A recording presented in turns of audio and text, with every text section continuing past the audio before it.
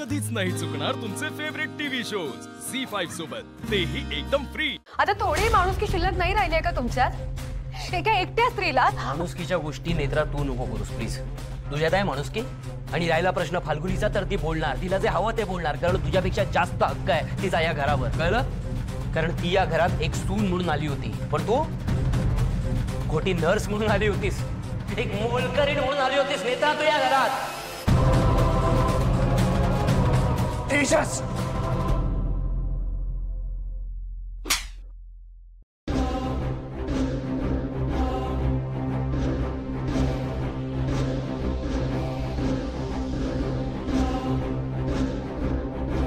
हात कोणाला लावलास रे? तेजस, तेजस, आधी मूर्ख आहेस तू? हा, काय करतोय? हात उचलतोय? कळतंय तुला तू काय केलंस ते? फाल्गुनी ताई, काय होतंय तुम्हाला? तुझा तुला फाल्गुनी काय झालं इथे? त्यांना काहीतरी होतंय, काय होतंय तुम्हाला? तू लांब राहायचा, जवळ यायचं नाही सांगून ठेवते। फाल्गुनी काय होतं बाबा? काय झालं तुला? तेजसचा तिला बेडरूम मध्ये घेऊन फाल्गुनी इथे बघ। आता मागून यायचं नाही हा?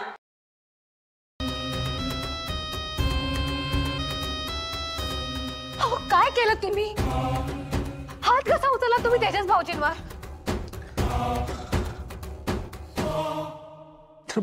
भांडण होऊ दे नाही तर काही होऊ दे, तुम्ही त्यांच्यावर हात उचलायला नको होता। तुम्ही चुकलात तुम्ही।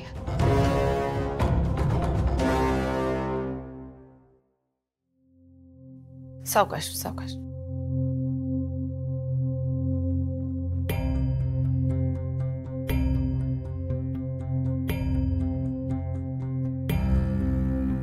तेजस,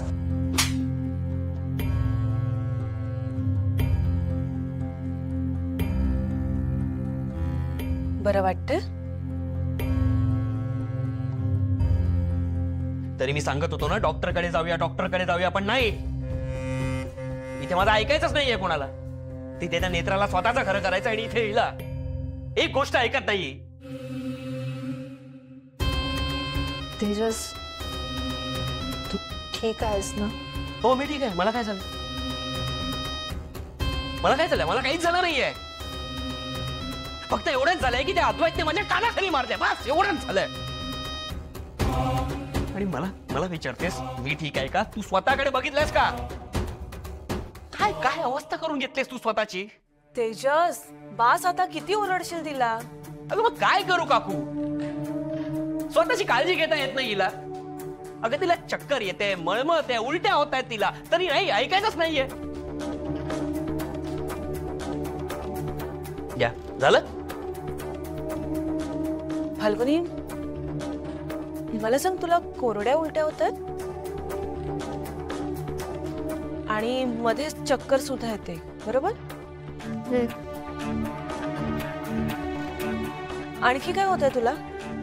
काकू, मग सतत ना काहीतरी खावं असं वाटतंय। फाल्गुनी, तू प्रेग्नंट तर नाहीयेस ना? मग आता असली काय?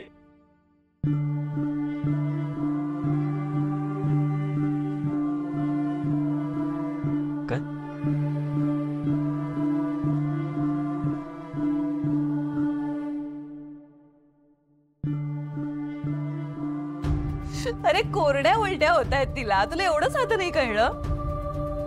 म्हणजे फाल्गुनी,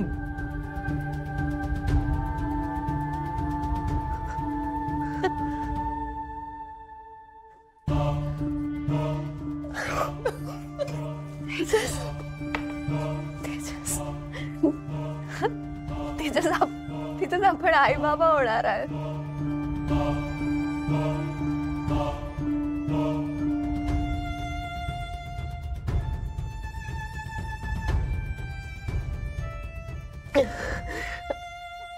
मागच्या वेळेला जे झालं ना, त्यानंतर मला असं वाटलं होतं की मी कधी आईच होऊ शकणार नाही।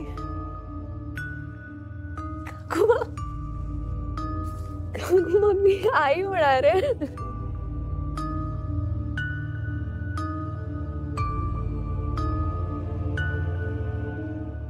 एवढी वर्ष या गोष्टीची वाट पाहत होतो आणि नवरात्री माझा गुड न्यूज मिळाली काकूमा.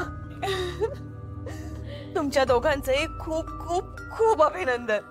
थँक्यू काकू. थँक्यू काकूमा. आता स्वतःला जपायचं. तेजस, हिची काळजी घ्यायची. हा हो हो. आणि तू जास्त वागायचं नाही. उठताना बसताना सावकाश. आणि तेजस, हिला आता अजिबात ओरडायचं नाही. नाही sorry Falguni. Sorry, I am sorry. खरंच सॉरी, मी ओरडलो. सॉरी. मी पण सॉरी आहे तेजस. चला आता डॉक्टरकडे जाऊया. नाही ना, आता नको तेजस, उद्या जाऊया. मी थकली आता, प्लीज. बर, पण मग घरातल्या सगळ्यांना सांगूया. हा, गुड न्यूज देऊया सगळ्यांना. चल ये. तेजस,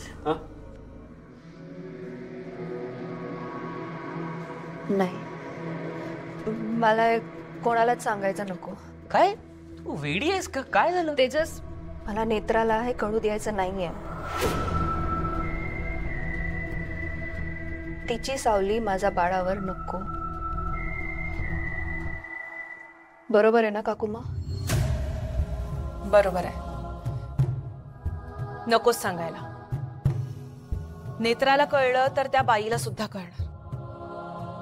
आणि ती बाई घरात असेपर्यंत अशी चांगली बातमी बाहेर यायला नको. ठीक आहे.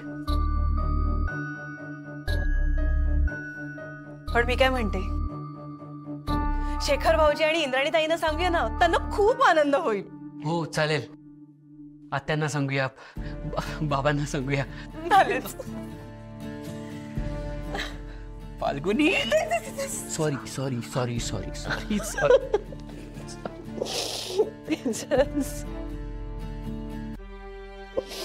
तुमचा मुद्दा पटतोय मला, पण परिस्थिती खूप नाजूक झाली आहे. या सगळ्या गोष्टी खूप व्यवस्थित हँडल कराव्या लागतील. मला हेच कळत नाही की नेत्राने असा निर्णय का घेतला. गेली 7 वर्ष झाली घरामध्ये हे असंच चालू आहे. नेत्राला सगळ्यांनी समजावण्याचा प्रयत्न केला, पण ती कोणाच. घरातलं वातावरण दूषित होऊ नये म्हणून आम्ही सुद्धा असंच दाखवलं की नेत्राच्या निर्णयात आम्ही तिची साथ देतोय. पण खरं तर नेत्रा समोर असताना मी त्या मैत्रिणीशी बोलायचो, तिच्याशी चांगलं वागायचो, पण ती समोर नसताना मात्र फक्त नेत्रामुळे नाईलाजानं गेली 7 वर्ष आम्ही त्या मैत्रिणीला आसरा दिलाय. पण मला हे कळतच नाहीये की नेत्रा असं का वागतेय. काय माहित.